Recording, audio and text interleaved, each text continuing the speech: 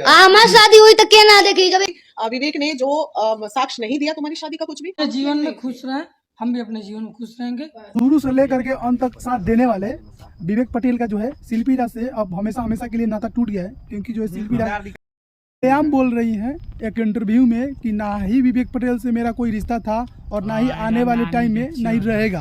क्या आप लोग जानते हो कि विवेक पटेल शिल्पी राज के लिए एवरीथिंग किया है, सब कुछ किया है। जब वो सुपरस्टार नहीं थी, कभी भी सुपरस्टार नहीं थी, तो जानते हैं विवेक पटेल ही उनका साथ दिया था। और आज जो है शिल्पी राज एक सुपरस्टार बन गई है। चाहे लाखों रुपए उनके पास हो गया है, लेकिन आज उनका घमंड देखिएगा तो आसमान पे रहता है। लेकिन वही एक बार वो दिन याद पड़िए जब विवेक पटेल जो है उनके लिए क्या क्या नहीं करता था।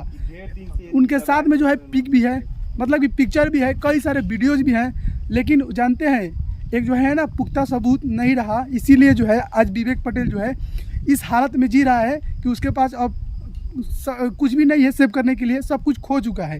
और शिल्पी राज जो है उनका भविष्य चमक गया है जब से वो स्टार बनी है, और ना ही आने वाले भविष्य में एकदम चमकेगा ही।